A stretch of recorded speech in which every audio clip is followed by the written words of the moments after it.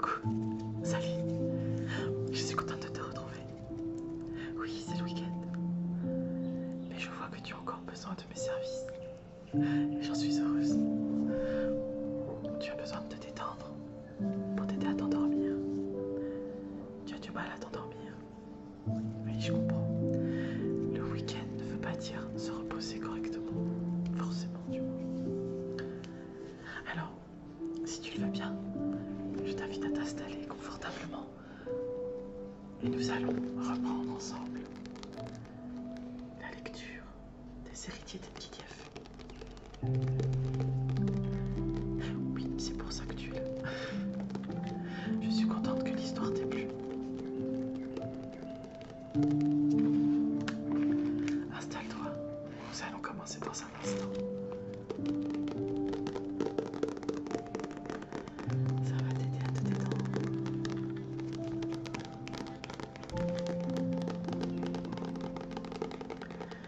Je suis vraiment heureuse de te retrouver.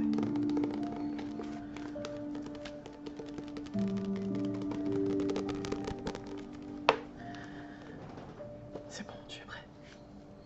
Très bien. Je vais reprendre quelques lignes au-dessus pour se remettre dans le bain de l'histoire. C'est parti. Danaliev ne pouvait choisir son protecteur, mais il espérait que ce ne soit pas Parandar qui l'aurait espionné jusqu'à ce qu'il commette la moindre petite faute. Alors ce sera moi, décida Fan. J'ai vécu dans le monde sur lequel il veut veiller et je connais bien les humains. Il me sera plus facile de juger de ses interventions. Cela me paraît raisonnable, acquiesça Thandros. Qu'en penses-tu, mon frère? L'air renfrogné, Parandar aurait préféré bannir cet immortel de son domaine. Si tu veux prendre un moment pour y réfléchir, je suis certaine que Danaliev comprendra. Parandar savait bien qu'il était acculé au pied du mur, puisque les deux déesses étaient déjà d'accord. Il sera sous ton entière responsabilité, Fan, se résout-il. Danaliev se courba devant le panthéon en guise de remerciement. Pour ne pas indisposer plus longtemps le chef des dieux, il recula jusqu'au voilage et retourna vers l'escalier. Somme toute, cette rencontre s'était beaucoup mieux passée qu'il l'avait anticipé. Il suivit le sentier qui menait au monde des immortels, se doutant qu'il serait seul pendant très longtemps, puisque les derniers demi-dieux qui y habitaient vivaient très loin les uns des autres. Heureusement, il s'était habitué à la solitude lors de son séjour sur la terre des hommes. Il aurait maintenant le loisir d'accumuler davantage de connaissances sur les humains à partir de son point de vue privilégié. Même si sa tâche principale consistait à les empêcher de faire des bêtises, il ne se priverait pas d'aller emprunter des livres partout où il en trouverait.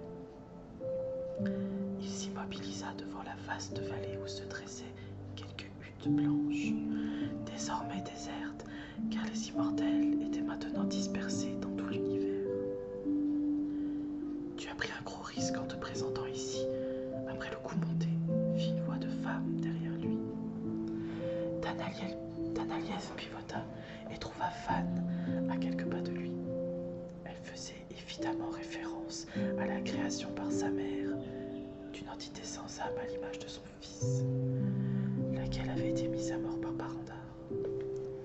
Natalia comprit que j'avais besoin de passer du temps avec mon père. À son avis, au lieu de me punir, le Dieu suprême aurait dû me donner une seconde chance de faire mon travail auprès des Taniès. Pourquoi n'es-tu pas allé vers eux lorsque tu t'es enfui? Sans l'assentiment de la Dryade, je n'aurais pu les convaincre de devenir pacifiques. De plus, il était bien plus facile de se cacher à Enkidief qu'à Irianef. Fan s'approcha de Danaliev et marcha lentement autour de lui en l'observant. Pourquoi n'es-tu pas resté auprès des humains? Voulait-elle savoir. Ce n'est pas la place d'un demi-dieu. La déesse capta en lui une émotion qui ne se manifestait pas habituellement chez les immortels. Une femme, plus belle d'entre toutes, mais elle est mariée. La dérobade ne règle jamais rien. Il est toujours préférable de faire face à ses obligations, même lorsqu'elle est déchirante. J'ai fait mon choix. Je veux la laisser vivre en paix. Je le respecterai. J'ai ma propre rotonde au-delà des grandes fontaines, si jamais tu as besoin de moi. Je tenterai de ne pas vous embêter inutilement. Ce monde n'est pas aussi peuplé que celui que nous protégeons. Une visite de temps à autre serait appréciée. Je m'en souviendrai. Fan se dématérialisa au milieu d'une pluie de petites étoiles argentées. Après son départ, Dana Lièvre demeura immobile un long moment à revoir le doux visage de la reine des elfes dans son esprit. Elle lui avait donné 2 magnifiques filles et malgré tout son époux, le roi Tilly, avait exprimé le souhait de la garder auprès de lui. Les filles vivaient très longtemps, mais les immortels vivaient pour toujours. Il attendrait son heure. Chapitre 2. Nouveau départ. En quittant le service actif, plusieurs des chevaliers avaient décidé de se marier. Nombre d'entre eux choisirent même leur conjoint dans l'ordre. Parmi les nouveaux couples, on trouvait Aiden et Julia, Akers et Drew, Alison et Terry, Amax et Brianna, Bianchi et Rhiannon, Brancock et Akarina,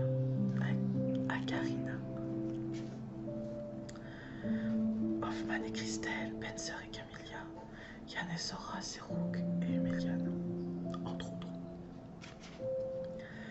Dans les royaumes où ils s'étaient établis, d'autres avaient épousé des gens du peuple, soit Eliane et Alado, Sharif, Cillian, Cyril, Dalvidine, Moran, Jacobi, Jaromir, Radama, Daziel, Maxime, Yancy, Sandor, Zayn et Zor, entre autres aussi. Dans le groupe des célibataires, quelques-uns étaient devenus les magiciens officiels de certains royaumes. Soit Denson au royaume d'Opale, Domenech au royaume de Turquoise, Franklin au royaume de Diamant, Ivanko au royaume de Zénor, Kelly au royaume de Cristal, Lornan au royaume de Fol, ainsi que d'autres camarades. Ils cherchaient toujours la perle rare. Du côté de la monarchie, certains enfants avaient succédé à leurs parents. Au royaume d'argent, le roi Cool avait remis son titre à son fils unique, Ri. Ce dernier avait épousé la princesse Mona de Zénor, qui lui avait donné un garçon, Marcus, et une fille, Anne. De la même façon, le roi Levan de Fol avait fait monter sur le trône son fils, Batsko, après son mariage avec la princesse Christaïne de Rubis. Les 2 garçons du couple, Solorius et Karl, étaient des adultes qui commençaient à se chercher une épouse, mais les princesses de leur âge se faisaient rares. Au royaume d'Opale, à la suite d'un grave accident de chasse, le roi Nathan avait cédé sa place à son fils Humei. Celui-ci avait pris pour épouse la princesse Bella de Diamant. Le couple avait 2 garçons adolescents, Olière et Lothar. Le dernier roi avait remis son pouvoir à son héritier, fut le roi Thomas de Turquoise. Son fils, Levin, avait épousé une paysanne, Jane Davy, qui lui avait donné un fils, Jacek. Au royaume de Beryl, le roi Wheeler et la reine Stella n'avaient eu qu'un seul fils, soit le chevalier Dempsey d'Emeraude avait l'intention de faire du fils aîné de Dempsey leur héritier lorsqu'il serait en âge de gouverner. Au royaume de Cristal, le roi Cal et la reine Félicité continuaient de tenir les rênes du pays, jugeant que Paolo, leur premier aîné, n'était pas suffisamment mûr pour leur succéder. Au royaume de Diamant, le prince Kraus était devenu roi à la mort de son père. Il avait épousé une jeune servante de son entourage, la la belle Sarah Marie, qui lui avait donné un fils Eidar et une fille Noélia. Au royaume des elfes, le roi Amil avait exprimé le vœu que son petit-fils Cameron lui succède éventuellement. Mais sa décision ne plaisait pas à tout le monde. Au royaume de Jade, le roi Lang n'avait aucune intention de céder sa place à ses enfants, pourtant en âge de régner. Il les avait prévenus que seule la mort l'arracherait à son pays. Au royaume de Perle, le roi Chiller avait commencé à former son fils Xavier, afin qu'il prenne bientôt sa place à la tête des Perlois. Mais cette éducation ne semblait pas s'achever, au grand désespoir du jeune homme.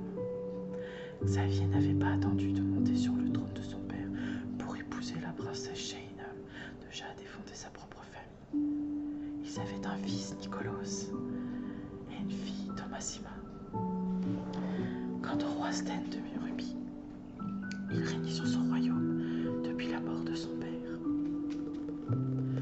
Époux de la reine Maud de Beryl, il avait deux fils, Endras et Wenzel, et une fille, Oriane.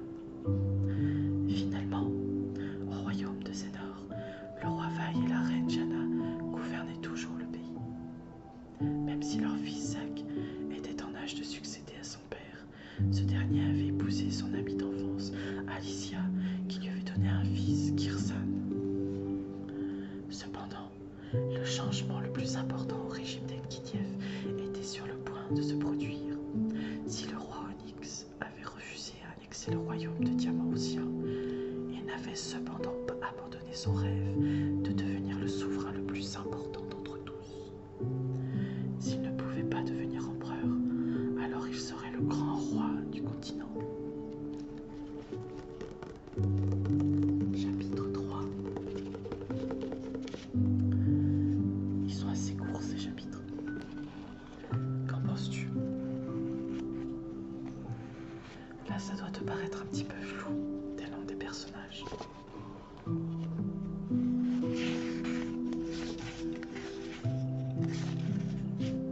Ça va? Tu veux continuer encore un petit peu? Aucun problème, on continue alors.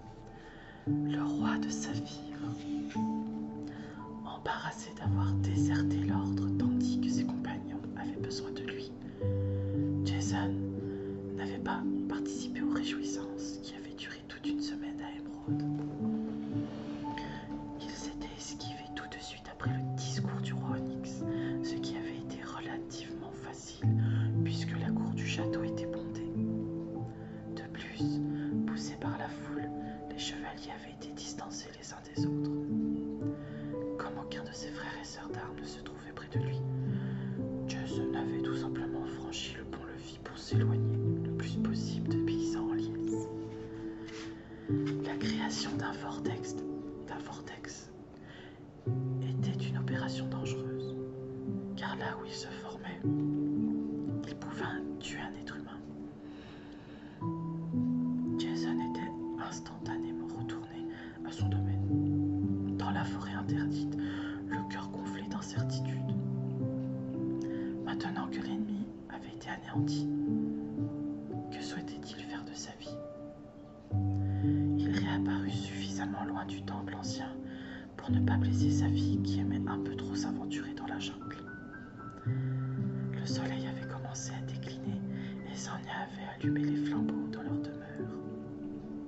Lorsque Jason voulut ouvrir les portes qui protégeaient sa maison des prédateurs durant la nuit, il les trouva déjà barricadés. Il frappa quelques coups avec son poing et perçut des pas à l'intérieur. « Qui va là ?» demanda la voix de sa fille. « C'est ton père préféré, ma chérie. Je n'en ai qu'un. » Le soldat entendit le frottement de la barre de bois que l'enfant tentait de retirer de ses supports. « Je vais t'aider, fit alors sa mère. La voix de Senya fut comme une chanson aux oreilles de Jason. En travaillant de concert, les deux femmes de sa vie finirent par lui ouvrir. « Pourquoi n'as-tu pas utilisé ton vortex pour entrer ?» lui reprocha Katil en lui sautant dans les bras. « C'est trop risqué, » répondit le père en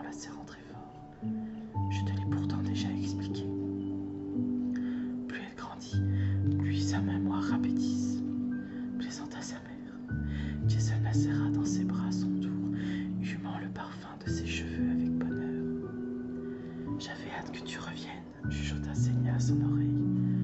Nous devons discuter. Je pensais plutôt à autre chose.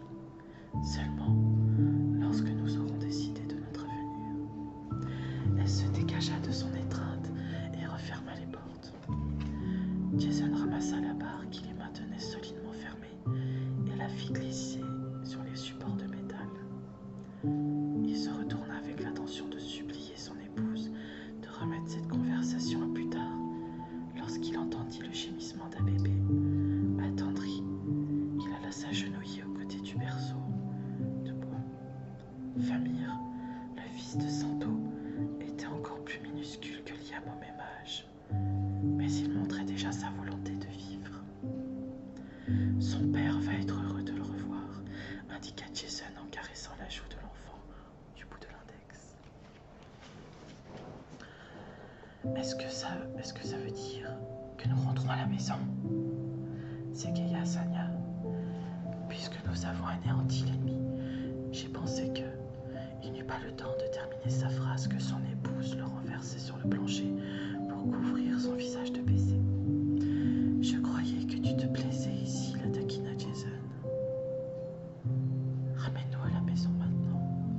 Il fait déjà sombre et je ne sais pas dans quel état est la ferme. Il y a peut-être des souris partout, frissanta-t-il.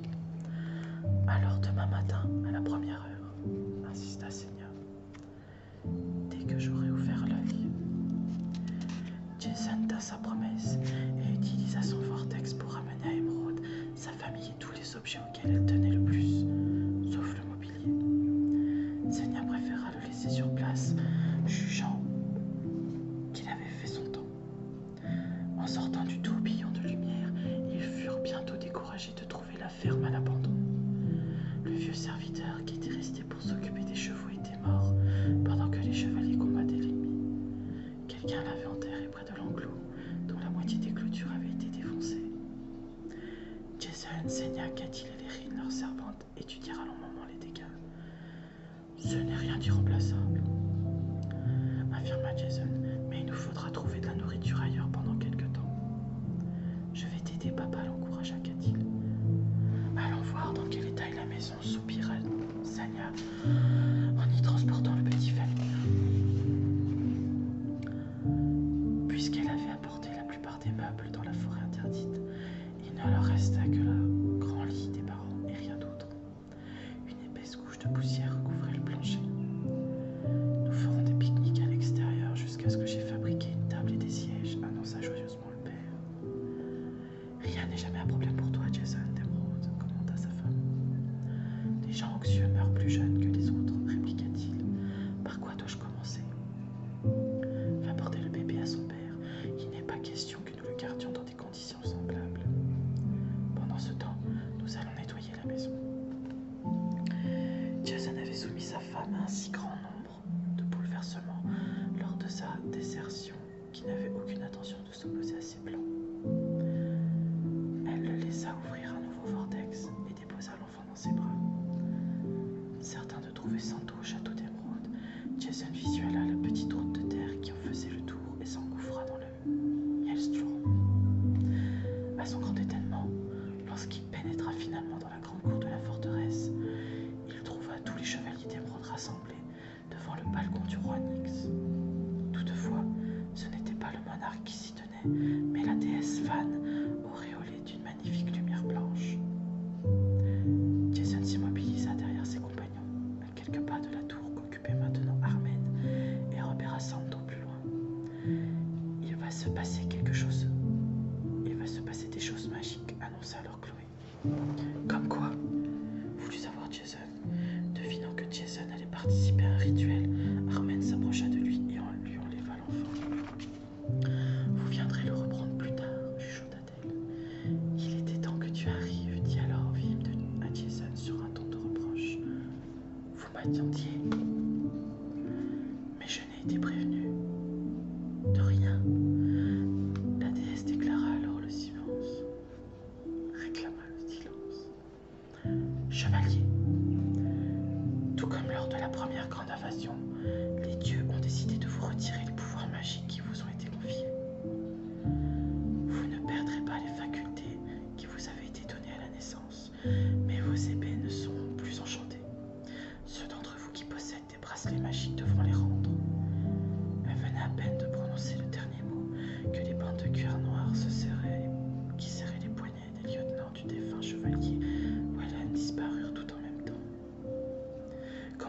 rentrer chez moi maintenant, se découragera Jason.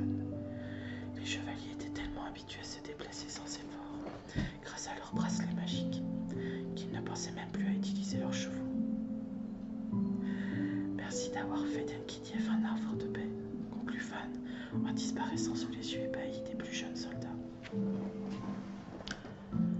Celles qui avaient choisi d'habiter d'autres royaumes grimpèrent sur leurs montures et partirent par petits groupes selon le pays où ils se dirigeaient. Jason demeura sur place, plutôt déprimé. Bergeau passa auprès de lui, à cheval. « Te voilà enfin !» s'exclama l'homme du désert. « Je suis venu rendre à Tato son jeune fils, et curieusement, je n'ai jamais reçu l'appel de la déesse. » La même chose est arrivée à Ariane, parce qu'elle se servait de son vortex au moment où il a été lancé. C'est donc ça. Santo rejoignit ses deux compagnons et leur serra les bras de la manière des chevaliers. « As-tu perdu tes merveilleux pouvoirs de guérisseur en même temps que tes bracelets ?» s'alarma Jason. « Pas du tout, puisqu'ils m'ont été transmis de façon indépendante par Abnar, répondit Santo. Mais les enchantements des sorciers et des maîtres magiciens ne disparaissaient-ils pas avec eux? Seulement quand ils meurent. Et Abnar est encore vivant. As-tu ramené mon fils? Oui, tu le trouveras dans les bras d'Armen. Merci pour tout, Jason. Je te revaudrai ça. C'était tout naturel, voyons. Santo entra dans la tour de la gouvernante. Où est ton cheval? Demanda alors Bergeau. La dernière fois que je l'ai vu, nous étions à Sénor, je crois. Allez, monte. Bergeau aida son meilleur ami à se hisser sur la selle derrière lui et fit marcher l'animal en direction du pont-levis. « Es-tu allé à ta ferme ?» s'enquit-il tout en suivant le chemin qui menait vers le sud. « C'est là que je me suis arrêté en premier. Tu n'es pas trop découragé? J'ai beaucoup de travail devant moi pour la rendre productive et je ne sais pas encore comment je vais me procurer tous les animaux qui se sont enfuis, mais je suis débrouillard. Nous allons te donner un coup de main, tu sais bien. La dernière chose que je veux, c'est vous enlever le pain de la bouche, surtout que je sais que tu as l'intention de repeupler le continent. » Bergeau s'arrêta d'abord chez lui, car son domaine était plus près du château que celui de Jason, et remplit sa charrette de victuailles, malgré les protestations de son frère d'armes. Lorsqu'ils arrivèrent enfin à la ferme de Jason, les femmes avaient terminé le dépoussiérage de la maison et se désaltéraient au puits apparemment encore fonctionnel. Bergeau souleva Sanya dans ses bras en la faisant tournoyer pour lui manifester sa joie de la revoir. Plus prudente, Katil garda ses distances avec l'ami un peu trop exubérant de son père. Pendant que vous déchargez la nourriture, Jason et moi allons fabriquer une table, décida Bergeau. Il se dirigea vers la grange, aussitôt suivi de son propriétaire des lieux. Tu as rapporté des outils, voulut-il savoir. Je les avais pour la plupart laissés ici, affirma Jason. Les deux hommes commencèrent à aiguiser leurs haches et s'enfoncèrent dans la forêt pour abattre un arbre. Grâce à ses pouvoirs de lévitation, Jason le déplaça dans une clairière, puis avec des rayons ardents, les chevaliers le découpèrent en larges planches épaisses. Heureusement que les dieux n'ont pas complètement fait disparaître nos pouvoirs, se réjouit Jason. Nous en aurions eu pour des semaines. Et c'est toi qui dis que j'exagère, le taquina Bergeau. Au milieu de l'après-midi, ils rapportèrent à la maison une longue table et 6 chaises d'une remarquable solidité. Les femmes étaient en train de laver les vêtements, la literie et les nappes qui n'avaient pas été apportées au royaume de Saphir, car ils sentaient le renfermer. Elles furent ravies de voir arriver le mobilier et le firent installer par les hommes au milieu de la pièce principale. La même semaine, le roi Onyx présida une grande réception au château pour ses vaillants chevaliers. Jason y emmena évidemment sa petite famille, car Sanya mourait d'envie d'un bain de foule après leur isolement dans la forêt interdite. La jeune femme ne dansant pas autant. La jeune femme ne dansa pas autant qu'autrefois, au grand étonnement de son époux, mais il attribua son comportement au manque de pratique.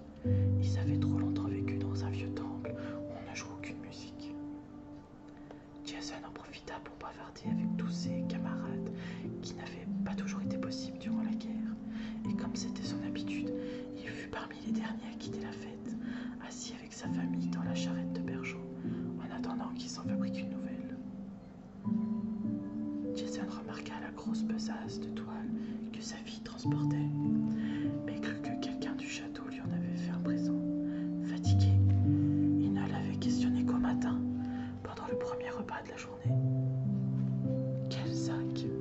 s'exclama Cathy en faisant mine de s'étonner. « Pendant que j'y pense, sommait la seigneur, moi aussi je me souviens de t'avoir vu ramener une poche de toile que tu ne transportais pas à notre départ. » La fillette alla la chercher au fond de la pièce et la déposa par terre pour que ses parents puissent l'examiner. « Elle n'était pas vide hier soir, fit remarquer Jason. Je n'y avais pourtant mis que mes sabots. Peut-être est-ce le vin qui t'a fait voir des choses différentes. Qu'a-t-il ? On ne parle pas de cette façon à ses parents, la reprit sa mère. Je ne fais que fournir une explication. Elle a raison sur un point, affirma Jason. Il y a certaines choses dont je ne me souviens pas très bien. Ils ne reparlèrent plus de cet incident, au grand soulagement de Cathy, car en réalité, elle avait bel et bien caché quelque chose dans son grand sac en quittant le palais du roi Onyx. Deux petits dragons qui avaient été jadis les sentinelles de la montagne de cristal. Pour qu'ils ne soient pas découverts par ses parents, l'enfant les avait installés dans la grange. Il lui faudrait évidemment leur trouver un autre refuge avant les prochaines moissons. Dès qu'elle avait terminé ses corvées quotidiennes, Cathy courait rejoindre ses nouveaux amis rouges et bleus. Pour leur permettre de quitter le bâtiment en cas d'urgence, elle les avait aidés à creuser un trou sous le mur, le plus éloigné derrière un buisson, là où son père ne risquait pas de les découvrir. Oh, des dragons, ajourait. Oh la chance! Pour que les petites bêtes puissent se délier les pattes. Elle les amenait régulièrement avec elle dans la nature, quelquefois dans les champs, d'autres fois dans les immenses vergers. L'endroit que les dragons affectionnaient le plus, c'était le ruisseau qui traversait les terres de Jason. Là où il pénétrait dans la forêt, s'ouvrait une clairière parsemée d'herbes tendres. Un très vieux saule pleurait, trempait le bout de ses branches sous l'eau, tout en cachant un tronc d'arbre tombé durant un orage et qui servait de blanc à Cathy. Celle-ci s'asseyait avec un livre, car elle avait appris à lire, même si elle n'avait jamais eu le bonheur de fréquenter l'école. Et elle laissait ses inhabituels amis courir et patauger dans l'eau profonde. Bien souvent, l'enfant cueillait des pommes dont elle s'emplissait les poches et les partageait avec Urulocé et Ramalocé. En fait, ces petits animaux mangeaient n'importe quoi, surtout les restes. Lorsqu'ils vivaient dans la caverne magique d'Abendar, ils pouvaient faire apparaître tout ce dont ils avaient envie. Mais ils avaient perdu cette faculté en quittant la montagne de cristal. Cathy s'empressait donc d'aider sa mère à tous les repas. En vidant la nourriture laissée dans les bols dans un seau qu'elle faisait semblant d'aller jeter dans la forêt. Il faudra bien un jour que je parle d'eux à mes parents, songea-t-elle, en protégeant son livre des gouttes d'eau qui jaillissaient du ruisseau, tandis que les dragons s'amusaient. Mais rien ne presse, décida-t-elle en se replongeant dans l'étude de l'histoire de son pays. Au cours des semaines suivantes, les chevaliers qui étaient restés à Émeraude s'arrêtèrent les uns après les autres à la maison de Jason avec plusieurs présents dont la famille avait un urgent besoin. Notamment quelques poules, des chèvres et des vaches. Embarrassé, Jason ne savait plus comment les remercier. Puis, lorsque Temsé arriva avec un berceau de bois qu'il avait sculpté lui-même, il écarquilla les yeux. Est-ce un souhait? Ou y a-t-il quelque chose que j'ignore? S'égayait-il. Ce n'est pas à moi de t'annoncer la nouvelle, répondit Temsé en lui tapotant amicalement l'épaule. Jason avait aussitôt couru jusqu'à la rivière où Sonia frottait les vêtements sur une pierre. Il la saisit par derrière, lui arrachant un cri de terreur, et la fit pivoter vers lui. Mes pouvoirs ne sont certainement pas aussi puissants qu'avant, car je ne me suis douté de rien, s'exclama s'écria-t-il avec joie. C'est sans doute parce que c'est tout récent. Nous allons avoir un autre bébé. Je suis tellement heureuse, Seigneur. Dès lors, les chevaliers redoubla d'efforts pour remettre la ferme sur pied avant la naissance de l'enfant. Il défricha le reste de ses terres, les ensemença, émondant les pommiers et répara les clôtures en chantant des chansons grivoises.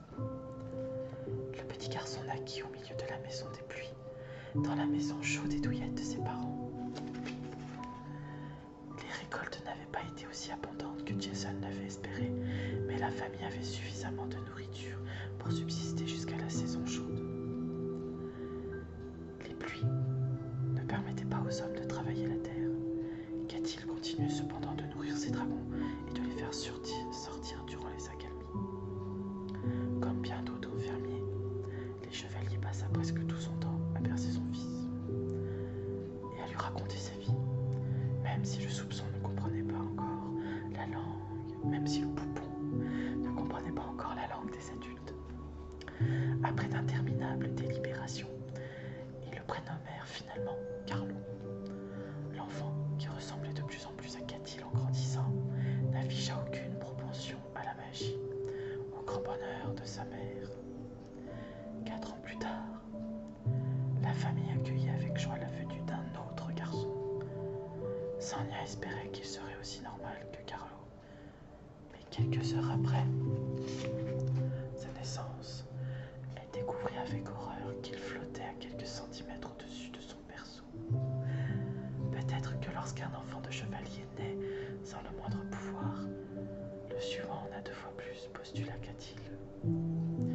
Pour éviter que sa mère ne devienne complètement hystérique, l'adolescente, maintenant âgée de 17 ans, se mit à s'occuper elle-même de son petit frère, le recouchant gentiment dans son lit chaque fois qu'elle le surprenait dans les airs. Katil lui répétait sans cesse que la magie était un cadeau des dieux, mais qu'il était important de ne jamais en abuser ou de s'en servir pour terrifier ses semblables. Sa persévérance fut finalement récompensée, car les premiers mots que prononça le petit Clément à l'âge de 2 ans furent sages et doux. Jason aurait préféré papa et maman, mais c'était mieux que rien. Un soir, tandis que toute la famille était à table et que Katil forçait son petit frère à tenir sa cuillère avec la main plutôt que par ses facultés surnaturelles, elle se mit à se plaindre de l'absence de Liam, son frère aîné. C'est un adulte maintenant, lui rappela Sonia. Il mène sa propre vie. Mais ce n'est pas une raison pour ignorer sa famille, protesta Katil. Il ne nous a visités que 2 fois après la naissance de Carlo et de Clément. Il ne vient même pas nous aider à la ferme. Ton grand frère a bien des talents, mais aucun penchant pour la terre, expliqua Jason. Le château n'est qu'à 1 heure d'ici, et il a un cheval. Liam a passé les premières années qui ont suivi la victoire des chevaliers d'émeraude à faire visiter tout le continent à Mali pour qu'elle s'y sente davantage chez elle, poursuivit Sonia. Ensuite, il a fallu qu'il s'installe quelque part. Cela ne se fait pas en claquant des doigts. Pourquoi ont-ils choisi le château du roi Nyx? Ils auraient pu acheter une ferme par ici. Parce que ton frère n'est pas un fermier, répéta Jason. Tu ne m'écoutes pas quand je parle. Non, répondit pour elle le petit Carlo de 6 ans, le visage barbouillé de sauce. Je ne sais pas à quoi je sers dans cette famille, se plaignit le chevalier. Sonia lui adressa un regard compatissant. À être papa, s'exclama Carlo en riant. À nous protéger, à conserver un toit sur nos têtes et à mettre de la nourriture sur notre table, des vêtements sur notre dos et du bonheur dans nos cœurs, récita Sonia. Beaucoup de bonheur, renchérit le gamin. Clément, lui, se contentait d'observer son père avec de grands yeux verts interrogateurs, ignorant tout à fait de quoi il parlait, tous avec autant de passion. Lui, lassé et sous surveillance pendant quelques secondes, il fit tournoyer sa cuillère pleine de bouillon et éclaboussa tout le monde.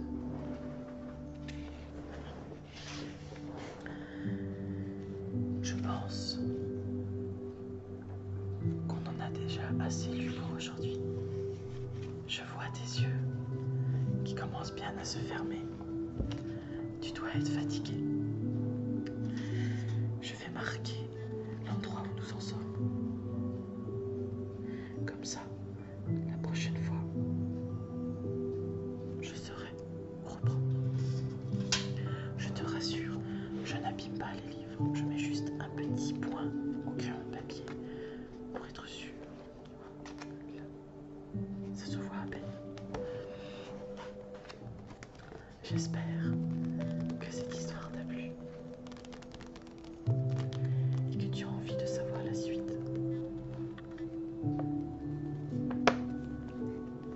Je vois que tu t'endors. Il est maintenant l'heure pour toi de fermer les yeux